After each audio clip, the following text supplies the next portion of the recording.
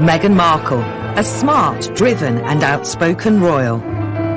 Meghan, the Duchess of Sussex, is a tour de force. On her 40th birthday, she has worked her way really from the bottom all the way up.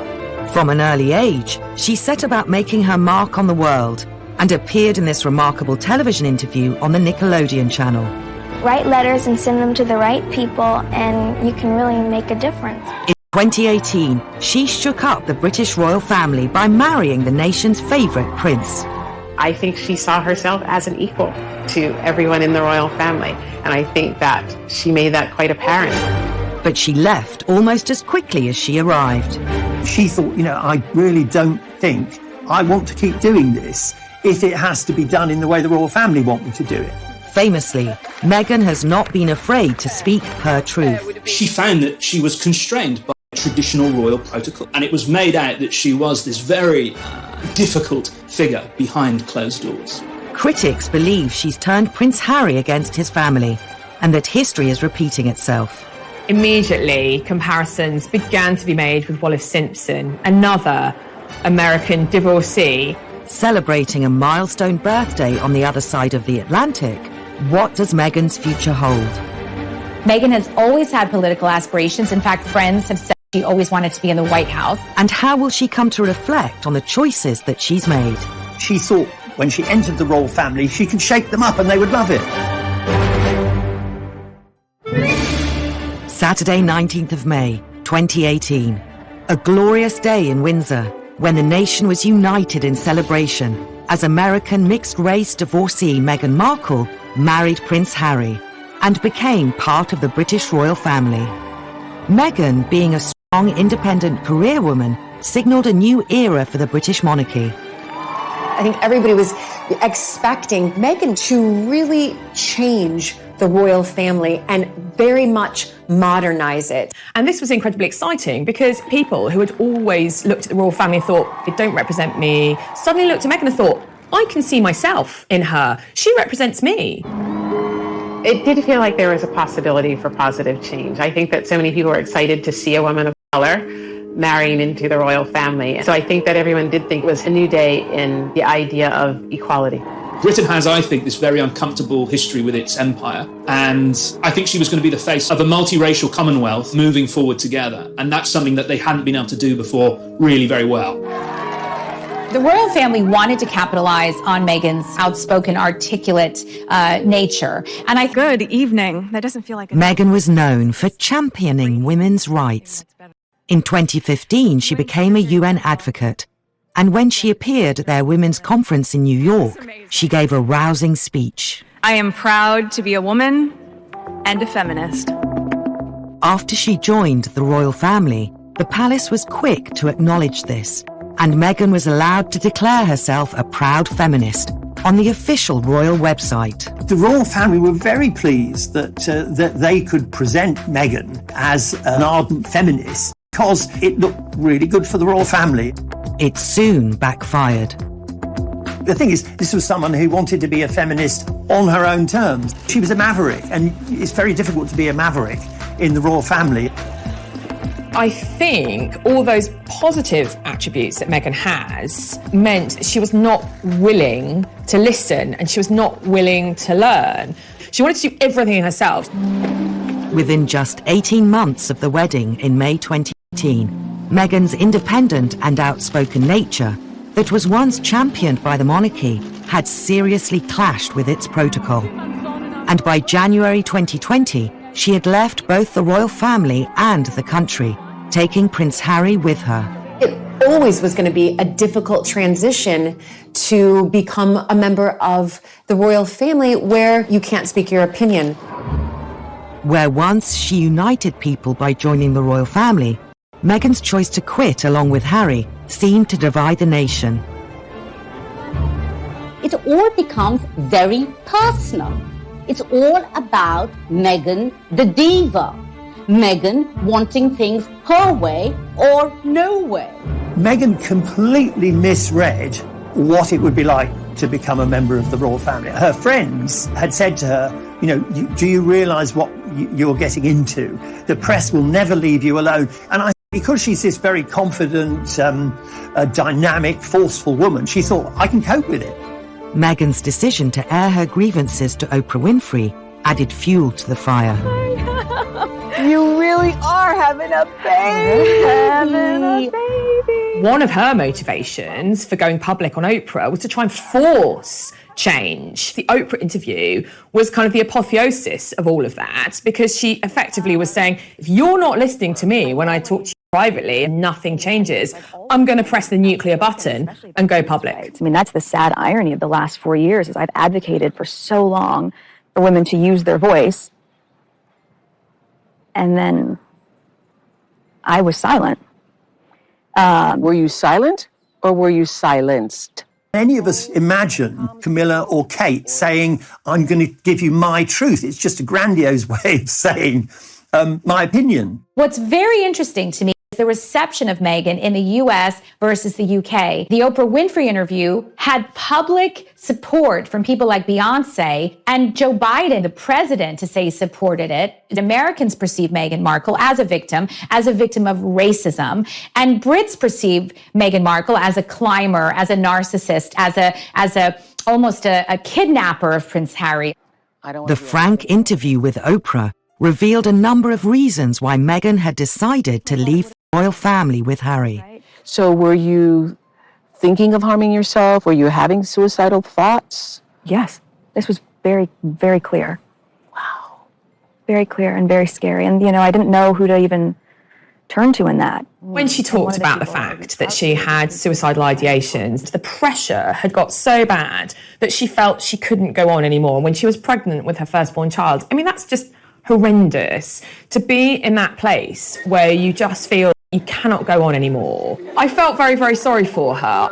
I think that she felt it was an opportunity for her to not only share that with the world, but perhaps her hopes were that the royal family was also listening. I think she was hoping for an apology. I think she was hoping they would phone and say, look, I'm really sorry. We now see that we pushed you too far. We should have behaved differently. We should have sat down as a family and discussed your mental health issues. I think she was horrified afterwards that the reaction was so negative from the family and that they didn't respond in the way that she wanted. The interview with Oprah seemed to leave little room for reconciliation with the royals. I think the amount that you expose yourself, people think of you as calculated. And being calculated, particularly in the position she's in, is not necessarily, I think, a bad thing. Opening these conversations, having this discussion, I think the royal family has had a wake-up call. Certainly it's going to change the way things are done in future. I can be absolutely assured that the next time someone within the family has a mental health crisis, they will have everyone's attention. Turning 40 is a landmark for Meghan, as she capitalizes on her freedom to voice her truth, uncoupled from royal protocol. But her determination to speak out was forged at an early age, when she took on one of America's corporate giants. Perhaps this was always a sign that Meghan would be a very different kind of royal. Gloves are coming off. Women are fighting greasy pots and pans with Ivory Clear. 11-year-old Meghan was alarmed when she saw this. She was like, hang on a sec, that's not fair. Men do the washing up too. For Meghan, that was so significant.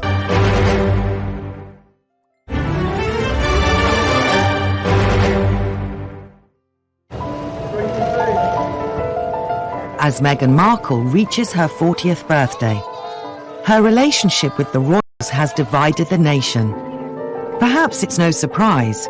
Her early home videos suggest that her personality as an outspoken, independent woman has been there since childhood. Even a substantial American corporation was no match for the 11-year-old Meghan Markle.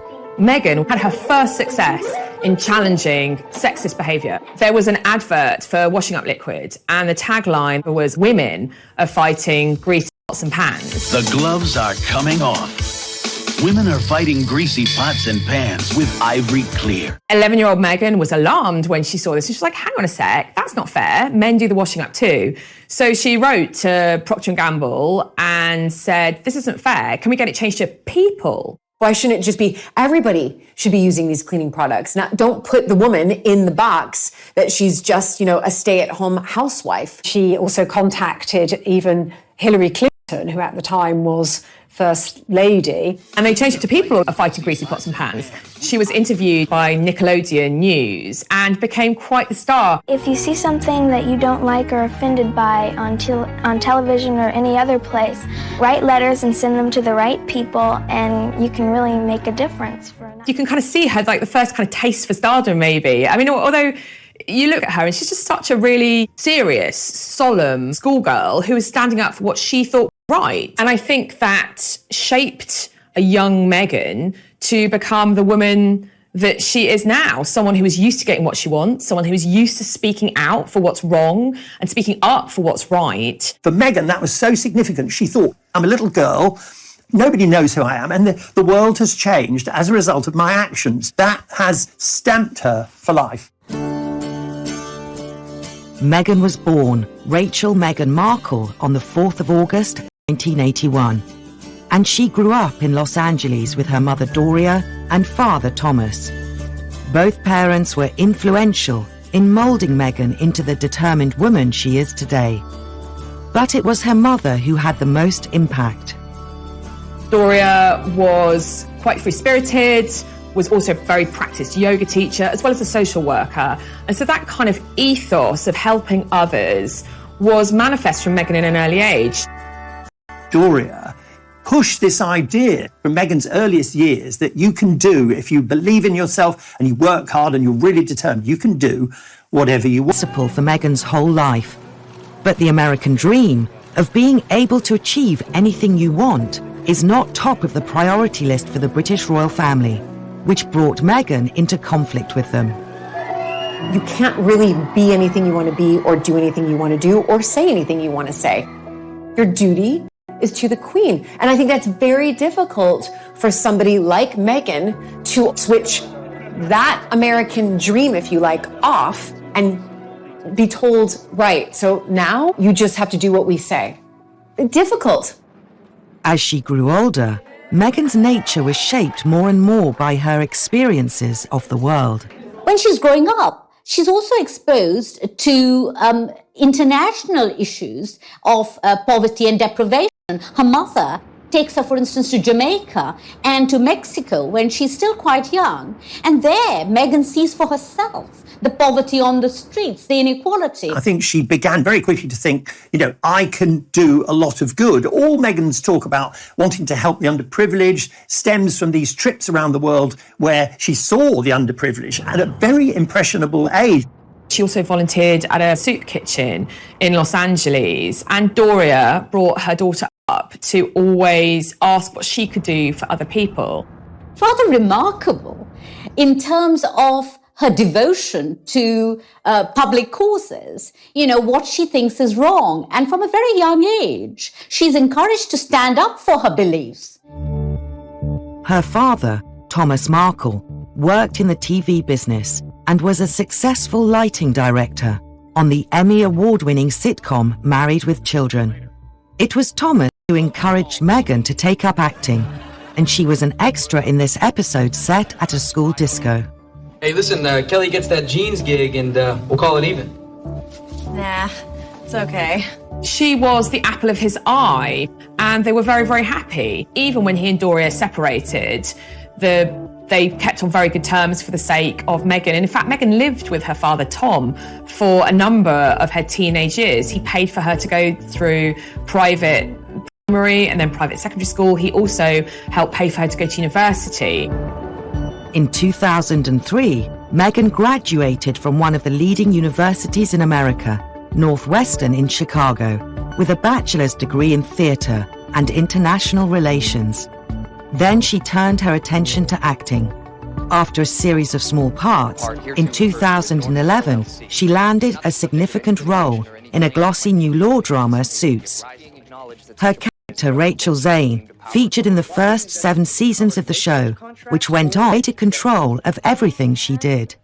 I think Meghan has always looked at every opportunity and seen how she can rise. While she was filming Suits, we know that she was very outspoken about what she was wearing on telly so that it wasn't over-sexualized. She wanted to be portrayed on TV as this strong woman character, not as a sex symbol. Her character became very popular, and she knew then that she had the power to have a voice. And at one point, she felt comfortable enough in her popularity and power to be able to say, I don't want to have any more scenes where I'm wearing just a towel. She saw that as being gratuitously sexist. She insisted that the character not be so raunchy and be more in control of her life. What's very characteristic of Meghan is to take something and to try to change it. And we know that's what she tried to do with the royal family. As well as celebrating the role of her dreams, 2011 was also the year Meghan married her first husband, Hollywood producer Trevor Engelson. With Meghan living and working in Toronto, and Trevor based in California, they soon drifted apart. By 2013, they had divorced. 3 years later, through mutual friends, Meghan met Prince Harry, and by November 2017, they were engaged. As the wedding drew closer, the British press asked more and more questions of the soon-to-be married couple, with an intensity Meghan hadn't known before. Never been part of tabloid culture. I've never been in pop culture to that degree, and lived a relatively quiet life, even though I focused so much on my job. And so that was a really stark difference out of the gate. The media started hounding Meghan's family members in America, and the bond she once had with her father would soon be broken. Thomas had fallen on hard times, and the obvious way to make some money was to give interviews about his daughter, who was now a member of the British royal family.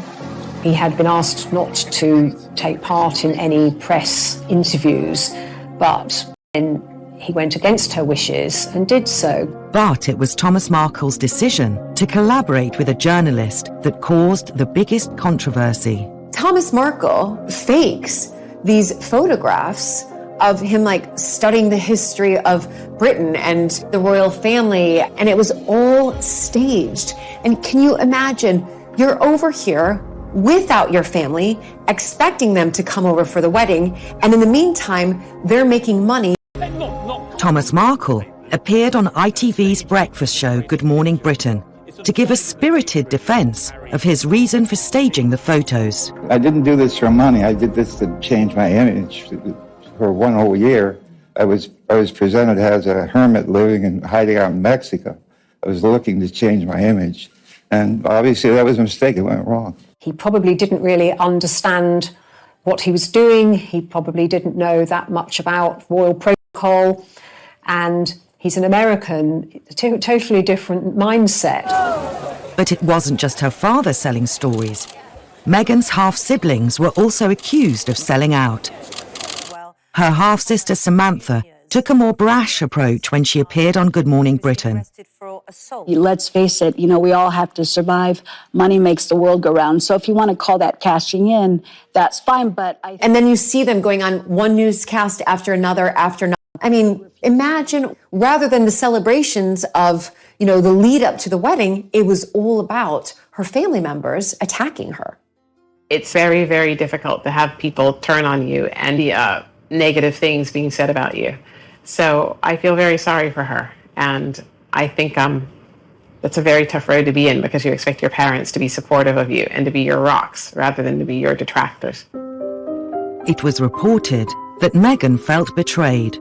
It's also believed that she has not spoken to her father or siblings since. Her mother Doria was the only family member to attend the wedding. Harry famously said, now she has the family she never had, which caused great upset with the Markles at the time, not surprisingly. Regardless of her family troubles, after the wedding, Meghan settled into royal life. But it wasn't long before stories emerged of conflict in her new family. It's not given that just because you're sisters-in-law, you have to be singing from the same hymn sheet. The cracks began to show because they are very, very different.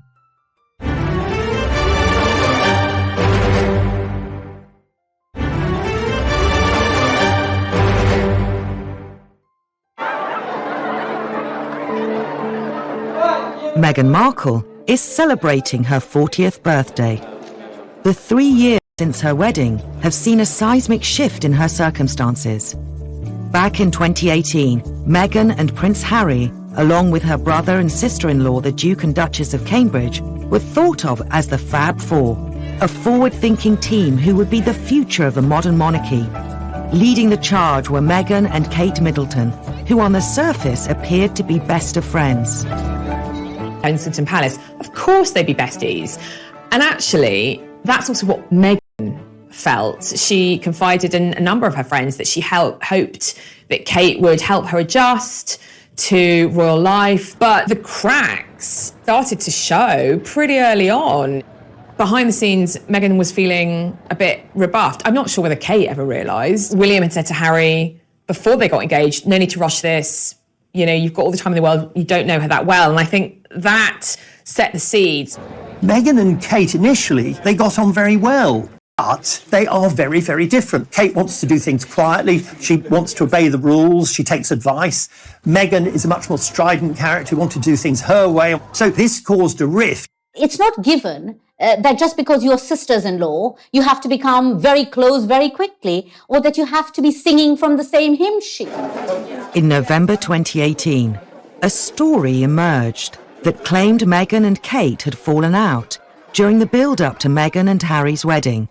It concerned Princess Charlotte's bridesmaid dress. The story of Charlotte's bridesmaid dress, Meghan's wedding, is a very interesting one. We know that it was given out initially that Meghan had made Kate cry. Catherine had tried to have some influence on the bridesmaid's dress. Meghan didn't like this. Meghan made Catherine cry. Then, when we got to the point where Meghan was giving her interview to Oprah, we discovered the opposite's true, that in fact it was Kate who upset Meghan. It wasn't long before the press started to pick up on their differences. Meghan became increasingly agitated by the headlines she was getting. It was almost as if the British tabloid press was really pitting Meghan against Kate. There were quite sexist portrayals and sexist descriptions of her as well, especially in contrast with the Duchess of Cambridge, Catherine. This really came to a head at the time Meghan was pregnant with Archie, when Meghan was cradling her baby bump. It was presumed by the media that she was flaunting this bump, whereas with Catherine it had been fine. There were very definitely negative headlines about Meghan. I mean, there's a very famous comparison where Kate talked about liking avocados in her pregnancy, and they did a big, lovely piece about Kate Middleton. And then Meghan had avocados, and all of a sudden she was supporting all kinds of atrocities. The article claimed that the huge rise in popularity of the fruit and the large sums of cash farmers were now making in South America had led to extortion and kidnappings. And in turn, therefore, Meghan was contributing to this. So the same story was presented. To stop that happening is to simply ignore it. Complaining was pointless. You make a big stink about it. All that happens is the story just runs and runs and runs. Despite the negative headlines, Meghan's passion for helping others was making headway with the public. In the early stages of her time as a British royal, it seemed that the public really warmed to her. The fact that she was doing things differently, that she lent the royal family a new edge in its relations with the greater British population. For example, we saw this after the Grenfell Tower fire, where she, alongside women that were affected by that disaster, released a cookbook to raise money for the victims of the fire. She brought a certain magic to her public appearances. Meghan's campaigning for the underprivileged, especially for girls and women in countries where girls and women are either oppressed or neglected. I think being a member of the royal family, it was a natural fit for her. I think we did have a moment where, right, okay, she's settled in. She's wearing the stockings. She's laughing with the Queen. She's putting her best foot forward, and great. The dust seems to be settling. But the criticism in the press resurfaced, with accusations of diva-like behaviour and flouting royal etiquette.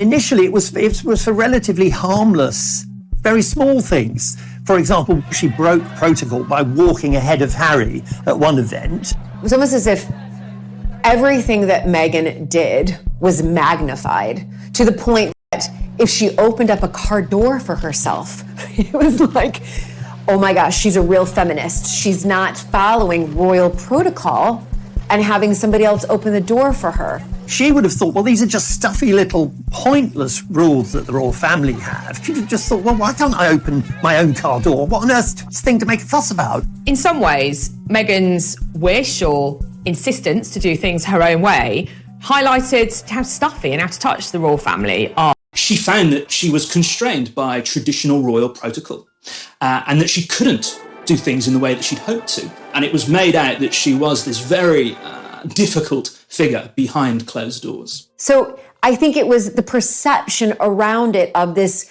American go-getter, self-sufficient feminist coming over here and doing things the way that she's always been used to. And that was perceived as aggressive. Information began to trickle out that she wasn't towing the line. The fact that she wanted to do things differently was causing problems for the royal family. She didn't want to obey the rules. And I think she came across sometimes, and this is increasingly true, striking to come into the class situation of Britain and to see how firmly entrenched it is. And I imagine that it must have been quite shocking for Meghan because I think as a black woman, you don't think anyone is above your station. Meghan was then accused of getting involved in politics, a move frowned upon in royal circles. We see how Meghan, both in Fiji, for instance, as well as in Wellington, New Zealand, rubs shoulders with politicians like the New Zealand Prime Minister, and she talks about women's empowerment, and she talks about women's suffrage. Of course, royals traditionally never do that. I think it began to go wrong when Meghan made it clear that there was a political element to her interest. And I think that began to make people feel in the royal family that she was perhaps, just going a bit too far, because they just don't want to politicise these things, because traditionally, and quite rightly, the royal family has stayed out of the political arena. Some of the stories written about her couldn't have been further from the truth. They presented this story as a rags to riches story. Meghan, like Cinderella, had started off at this terrible place, and now she was living in a palace in London. And Meghan quite rightly complained and said, actually, Compton was about 15 miles from where she really grew up. She grew up in a middle-class suburb. And so she said that, this had racist overtones because it was suggesting that, the black gangland area of Los Angeles was where she started life. There was nothing discreet about this characterisation. And so she had to navigate what was a racialised coverage of her public image. The British tabloid media's characterisation of Meghan, the headline, Meghan straight out of Compton, was overtly racist in its description.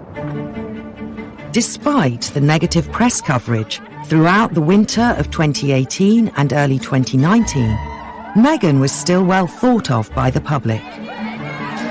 On the 6th of May that year, Meghan and Harry's son Archie was born. I think Archie's birth was the real turning point in terms of Meghan's popularity. Royal protocol is such that the couple would let the British press know when Meghan went into labor. That is what's always been done because it's newsworthy. And they would have an idea of when the baby was born. They would have a name and hopefully a photo call. Meghan instead went into labor. She went to the private hospital. The press was not notified of anything until the baby was actually safely delivered and they were resting at home. Past precedent has been for royal mothers to pose with their newborn babies, was not to give birth there, and instead went to the Portland hospital. But the public still hoped to see a photo. She wouldn't pose on the steps with their newborn child. The general public felt a bit cheated. This was expected, and when it wasn't given, I think that's when a real uproar started as far as, well, wait a minute, we're paying for your lifestyle. All we want is a picture of your baby. What really irritated the British public was the public had just funded an enormous renovation of Frogmore Cottage for the couple. Through taxpayer money, it was like £2 million to renovate their home, and they weren't even entitled to know about the birth until it was done.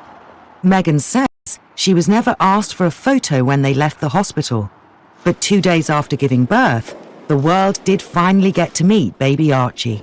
I don't think they made a mistake in not giving the public what they wanted at that time, because of course, once people got to see the baby, they were happy. And in the end, isn't that really what matters? He has the sweetest temperament. He's really calm and... He gets that from. It was a very intimate, tender scene, but it wasn't what the British public expected. And in some respects, the media really emphasised that Harry and Meghan aren't playing ball, that they're not doing things as expected. It was another example of Meghan choosing to follow her own path instead of royal tradition. Meghan enjoyed a respite from criticism in September 2019 when she took Archie on the royal tour of South Africa. Meghan and Harry have a remarkably successful visit with Archie to South Africa. And of course, they famously meet Archbishop Desmond Tutu on that visit. And on many occasions, Meghan, is allowed to do her own thing, to go and meet women in the townships and talk about violence against women. It did produce far more positive press coverage. We were able to see Meghan, as it were, at her best. Meghan stood on a tree stump and gave really quite a powerful speech. I am here with you as a mother, as a wife, as a woman of color, and as your sister. Here she was saying, yes, I might have married into the most famous and wealthy family in the world, but I'm still one of you. She wasn't being too political, but she was using her own experience to say, I want to be your figurehead and I want to be here to help. Behind the scenes, Meghan seemed to be unhappy.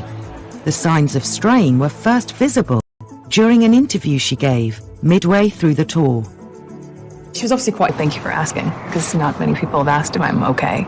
But it's a very real thing to be going through behind the scenes. The pressure you're under is pretty obvious. Can you continue with it? It's not enough to just survive something, right? Like, that's not the point of life. You've got to thrive. You've got to feel happy. And I think... Which takes everyone really by surprise, because we all think that she is happy, that she is thriving, that she is doing what she wants to do. It was such a direct criticism of the royal family. She was effectively saying, look, I have problems and nobody in the royal family cares. That was a real turning point for everyone, to hear them say something like that, not just in whispers, not just as often is done through palace leaks. It was quite brave. It had quite a backlash. Here, Harry and Meghan were in one of the most impoverished continents on the earth, and they had visited some of the townships where some of the most dispossessed and poverty-stricken people lived. And Meghan was complaining that people hadn't asked her if she was okay. When people are feeling very unhappy, it does rather take over your every waking thought. So it might be that, she just felt she had to get it out. There were some who say that Meghan actually ruined the tour. They certainly ruined the goodwill from the tour by making it about themselves. This latest batch of negativity was the last straw, and Meghan was about to make a decision that would shock the nation. She thought, I really don't think I want to keep doing this if it has to be done in the way the royal family want me to do it. She realized, I have to leave here. And they go to Canada. And that was the beginning of the end.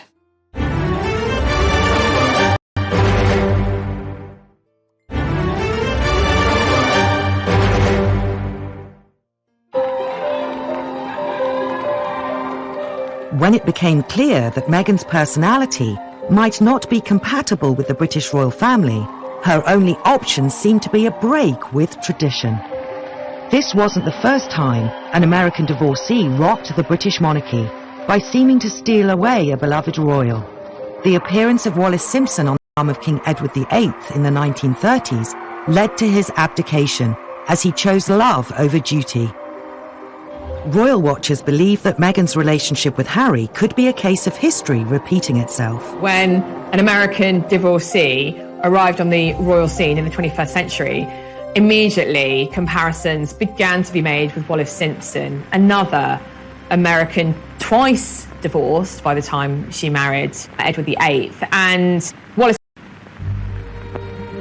Mrs. Simpson became notorious as the femme fatale who swooped in and deprived the nation of a popular king. Is it fair to compare her with Meghan, or are the only parallels their nationality and marital status? Both women were very strong-minded, and both women had the unadulterated adoration of their husbands. They had this distinctive modern style, which sort of sets them apart from other members of the royal family. And, most of all, it's clear that in the case of Harry and in the case of Edward VIII, these British royals have fallen desperately in love with these American women. There's a real sort of storm of interest around the two relationships, partly because of this sort of dynamic quality to them. Mrs. Simpson was a strong, dominant woman who gave Edward VIII everything his mother hadn't given him. He was vulnerable just as Harry's vulnerable. If a man who's not very decisive meets a very decisive woman, or the other way round, they often get on very well because one makes the decisions and the other one goes along with it. So Meghan and Harry, they work because Harry is quite a vulnerable person. He's only lived in this gilded cage. He's not very worldly. Meghan makes things happen. Meghan makes the decisions. Even Harry said, famously, what Meghan wants, Meghan gets. That's, as it were, coming from the horse's mouth. As Wallis Simpson had learned to her cost decades earlier, the British don't always warm to an outsider who causes disruption in the royal household. Edward was British property, if you like, and Harry was also seen as British property. Anybody foreign coming along and stealing them away is bound to be viewed with suspicion. However easy it is to compare Wallis and Meghan, their personalities and ambitions seem vastly different. Certainly British history has always depicted Wallis Simpson as the villainess, the American who spirited away the king, who gave up his kingship for love. And what a mistake he made. Was he ever happy? You know, outcast from his friends, from his family. I mean, he came back to the UK a couple of times, but I don't think Wallis ever was allowed to darken the shores of England ever again. And so inevitably there's a rather simplistic and cliched wish to shoehorn Meghan into that same role. Wallis Simpson seemed not to have drive to be anything other than rich and famous. And I feel that Meghan wanted to work. She wanted to work, she wanted to have a career, and she has adapted her career to suit her skills, her talents, and also the position that she's in, which I think is evidence of her respect for her husband's family. She's some of the things that she's done and some of the things she's believed in a way that would be respectful of her husband's family, which I think is extremely admirable. While Wallis and Edward were effectively sent into exile by the royal family, in 2020, Meghan and Harry took control of their own lives and relocated to Vancouver. The move shocked not only the media but also the royal family. Initially, the Sussexes shared the same ambition as Edward, to pursue royal duties while living away from Britain. Originally, Edward had wanted to have a more dynamic role as a representative of the royal family abroad, living in the USA or living in Europe, but his brother, George VI, the new king, and the king's courtiers denied him that more dynamic role. Occasionally he'd pop back up, he'd write a series of newspaper articles talking about his earlier life, talking about the abdication crisis. That made him a bit of money, and then he sort of disappeared again. In the case of Harry and Meghan, they now exist on the periphery of the wider royal family, and yet they've embraced new dynamic roles. They want to do things for themselves. They want to make their own money. They want to embrace new philanthropic opportunities and promote new causes. At first, moving to Canada seemed perfect. It was familiar to Meghan from her years filming Suits, and as part of the Commonwealth, it was an ideal place to represent the royal family. One of the reasons that Meghan and Harry first went to Canada is because it's a Commonwealth country. And remember, when they were in Canada, this is when the negotiations were starting. Right, we're in a Commonwealth country.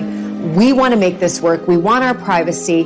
But at the same time, we want to become financially independent. But we can still serve the Queen and do our duty to the Queen by staying in a Commonwealth country. And I think that they thought they must have had a good shot at it. It was given out that, they wanted to protect Archie. from presumably press, from all the tensions in the family and from press intrusion. But I think to royal watchers, it looked very much like a temporary arrangement and something that hadn't been thought out. I think they had reached a point where they had decided that being a royal wasn't going to really work. They wanted to get away from the press intrusion. Now he had a child, he was determined that he was going to protect his son and also his wife. And obviously it was a joint decision for them to go. They went to Canada to decide what they were going to do next. The press dubbed the move as Megxit and seemed keen to lay the blame for the couple's departure at Meghan's door. Meghan was portrayed. It was all her decision. She was forcing Harry to do that. That was massively simplistic. It was a decision taken by both of them. She was offering him a better way of doing things, a different way of doing things. And he decided that for the future of his family, he would take that with both hands and run with it. So I think it's massively sexist, actually, to blame this all on Meghan. The seeds were already there. Harry wanted out. Meghan just gave him the reason and the mechanism for doing it. Megxit. It makes it sound like she is the reason that they exited. Look at the name, Megxit. But we know from, speeches that Harry has given, he has said, and very adamantly, I made the decision for my wife and son to leave. I made the decision for them. While the move to Canada was a happy medium between private life and public duty for the Sussexes, the consequences proved to be far from straightforward. When Meghan and Harry went to Canada, there seemed to be a sort of an unholy scrap over what they could call themselves, what they could do. They wanted to be Sussex Royal, because, again, this is an American culture thing coming in via Meghan. She, having crossed the Atlantic to Canada, began to think, look, we've got to be a brand, that terrible word that the royal family would always think, oh my God, they're talking about brands, it's awful. So they wanted to be Sussex Royal. Then they were told they couldn't be Sussex Royal, they couldn't use that, and they couldn't be HRHs. It was the royal family again saying to them, because clearly Meghan and Harry hadn't checked, you can't just carry on with the titles that you had when you were working members of the royal family. Any form of commercial venture risked bringing the monarchy into disrepute if it didn't fit with, if you like, the monarchy's remit of public operations back in Britain. So I think Harry and Meghan wanted to exercise more freedom. Their way of doing that was moving away from Britain, moving away from the royal family, essentially resigning from the firm. I think when they went to Canada and they discovered the Canadians didn't want to pay for their security and the Duchy of Lancaster didn't want to pay while they were there, I think they were both upset and astonished. And when Meghan and Harry gave the impression that they were hard done by, again, this produced a lot of negative press coverage because they have a great deal of money. Apart from not being given the security, they had to repay several million for the refurbishment of Frogmore Cottage, where obviously that had been paid by the taxpayer, so suddenly they had to pay that. And I don't think Meghan made with Harry to retain their royal status while enjoying personal freedom. They hadn't reckoned on the Queen's strict devotion to the rules. Being half in and half out of the royal family would never be an option. We've seen it time and time again in the royal family. It's difficult to have love and duty work simultaneously together, right? Very, very difficult. And I think, obviously, that is what Harry and Meghan wanted in their negotiations with the Queen, was this love and duty sort of synergy. We can make it work. And the Queen put her foot down and said, no, it's either love and you step down, or it's duty and you stay on. Having failed to find an ongoing royal role, the next logical step for Meghan was to return to her Californian roots and take control of her destiny.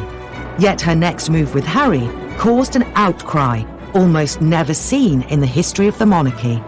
Some people might wonder whether or not Meghan may live to regret all of the revelations in the Oprah interview. Oprah herself said later she was surprised that Meghan said some of the things that she did.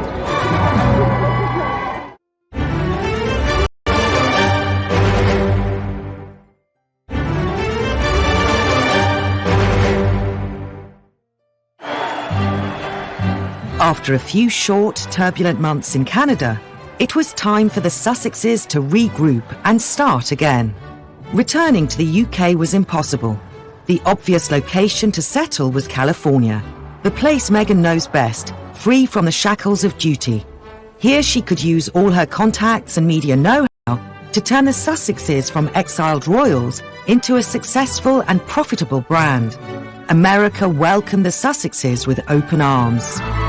There's this very determined, forceful woman who wants to make as big a splash and probably make as much money as possible as soon as she can. And so it's easier to do that in California with her connections than it would have been to do it in Canada. Also, I think the press reaction in America to this was that Meghan's come home, she's been badly treated by the British royal family.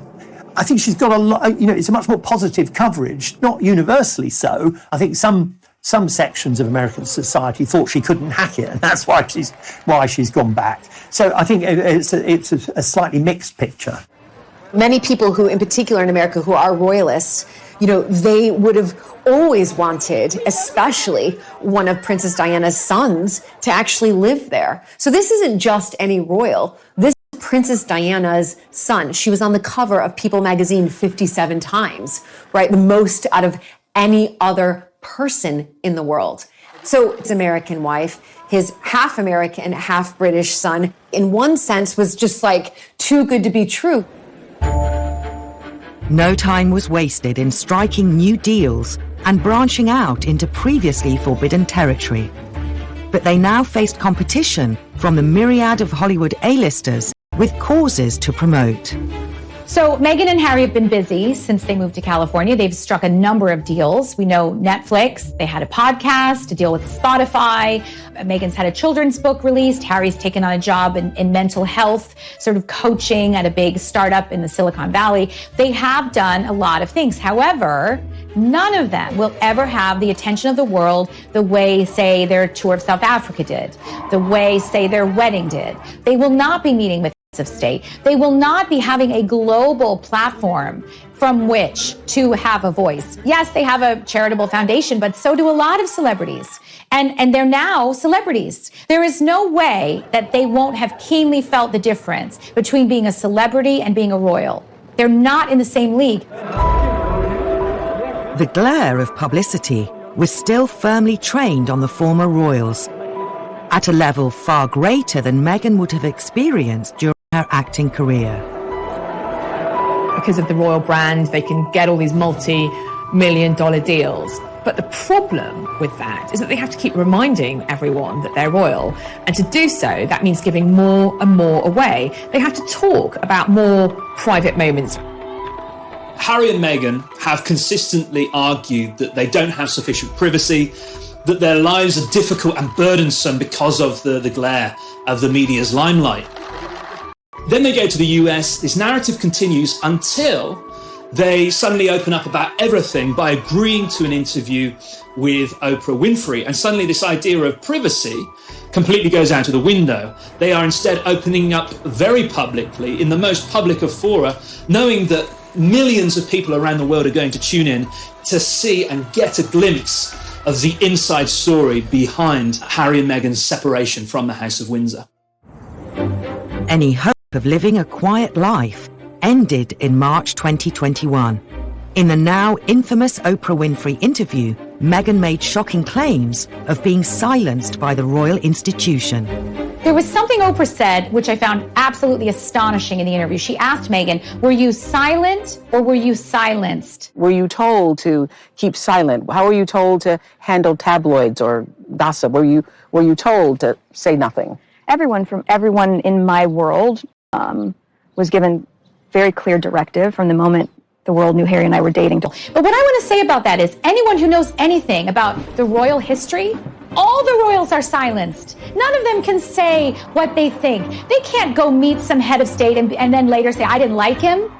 They're all silenced. That's why they're here. That's why they're in power. That's why they never got beheaded. They're all silenced, all of them. So for Meghan to be silenced is no different than how Prince William is silenced.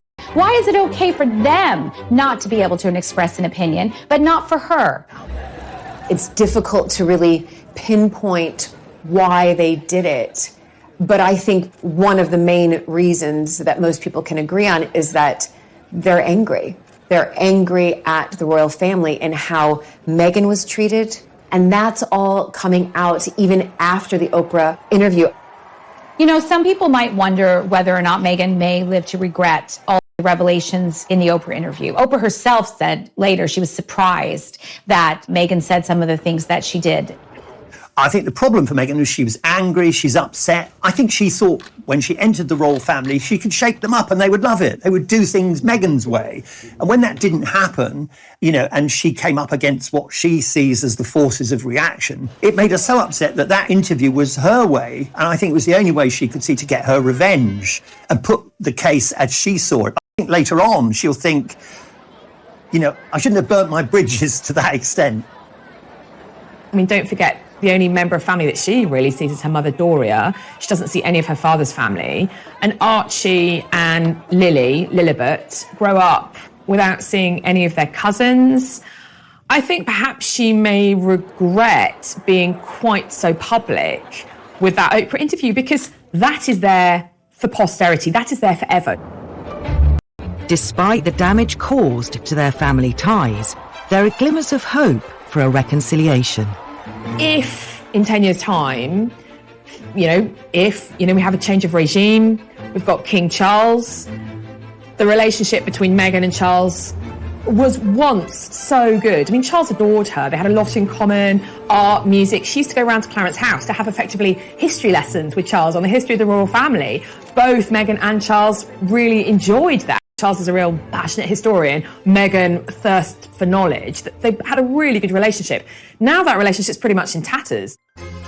Meghan seems intent on making the best use of her unique situation to raise her young family and ensure that her business ventures are successful. Had they remained members of the royal family, that would have been fine. They would have carried on doing all their good works. But now they've got that extra, their reputation has an extra spin. They want to be, and I think the aura around that will carry them a long way in all their financial dealings, their commercial deals. That will work. They're sort of the renegade royals, you know, that actually counts for a lot. Hitting 40, Meghan seems to have achieved many of her goals. A platform on the world stage, marriage and 2 children, and a comfortable home. But will that be enough? She doesn't want to go and be Mrs. Mountbatten Windsor, raising her chickens and growing her own organic veg. She wants to be a superstar. She wants to be this change maker. She wants to be this disruptor.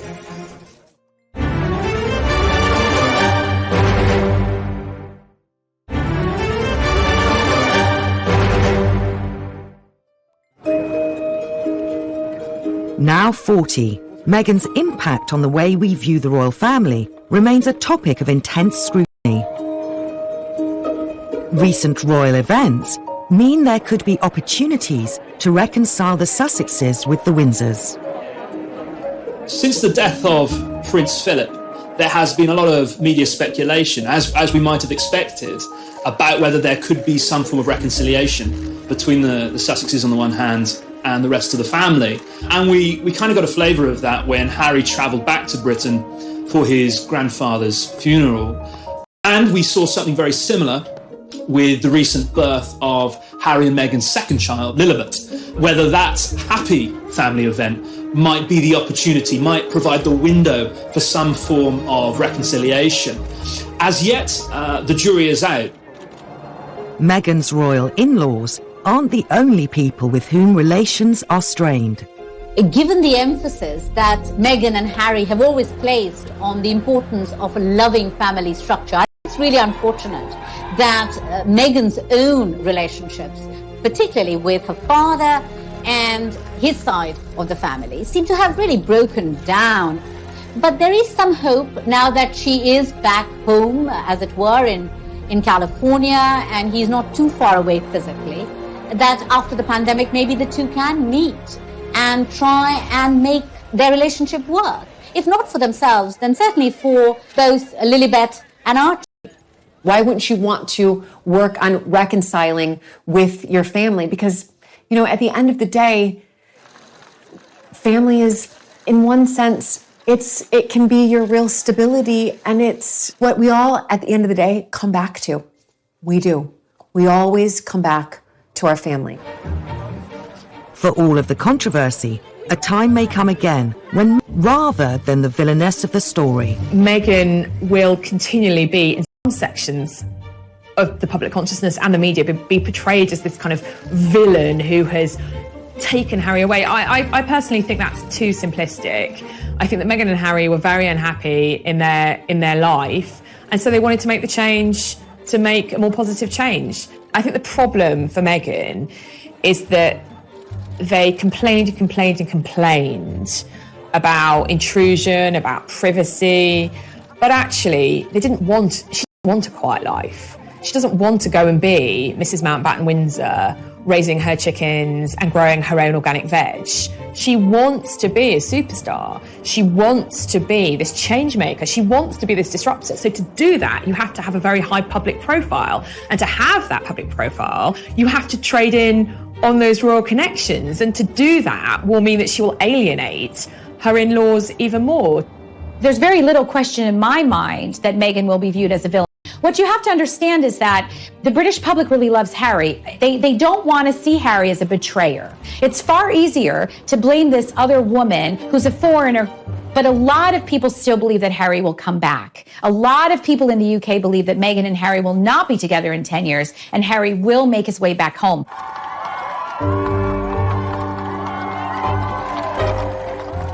It seems clear that Meghan has shown Harry a way to achieve an independence he could never have as part of the royal family, even if he risks the same fate as Edward VIII.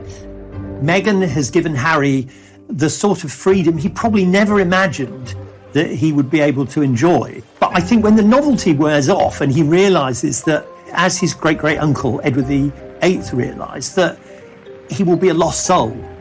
He does have a sort of nominal role in America, a nominal job, but it's very difficult to lead an ordinary life when you're Prince Harry.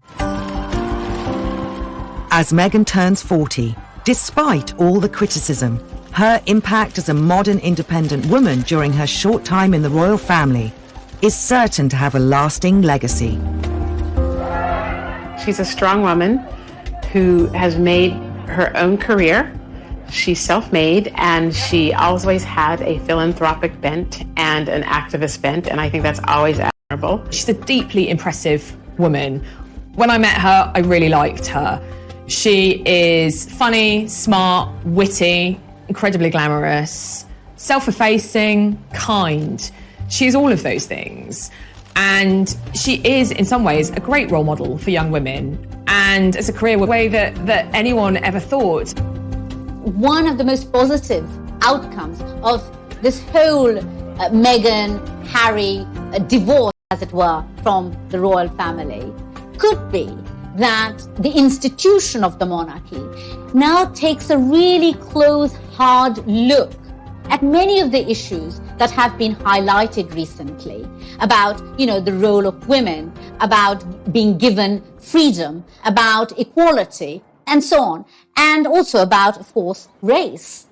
And perhaps if change needs to be made, now might be the opportunity to begin to do that.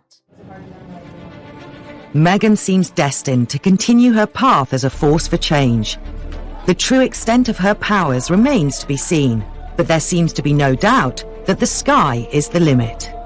I think at age 40 that Meghan has what appears from the outside to be an extremely nice life. She has 2 lovely, healthy children. She has a husband who seems to love her and who she seems to love. And she has an organization that she is building that is going to be able to accomplish some of the things that she seems to have been trying to accomplish for all of her life. I think what we're going to see from Meghan for her next act is going to definitely be something political. There have already been rumors, because she met with California Governor Gavin Newsom not that long ago, that Meghan is considering a run for something in the very near future. Meghan has always had political aspirations. In fact, friends have said she always wanted to be in the White House.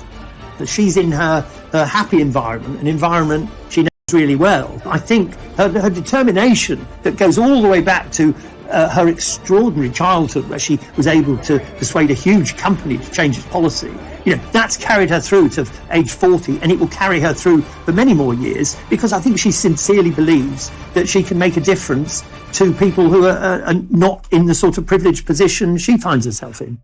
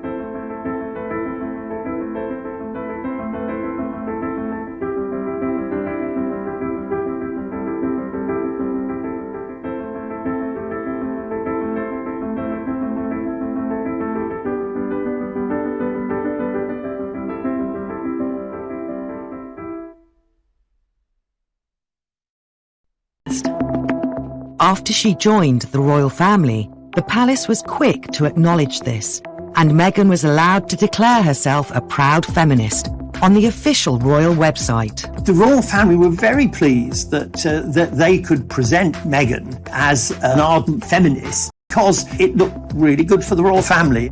It soon backfired. The thing is, this was someone who wanted to be a feminist on her own terms. She was a maverick, and it's very difficult to be a maverick in the royal family. I think all those positive attributes that Meghan has meant she was not willing to listen, and she was not willing to learn. She wanted to do everything herself.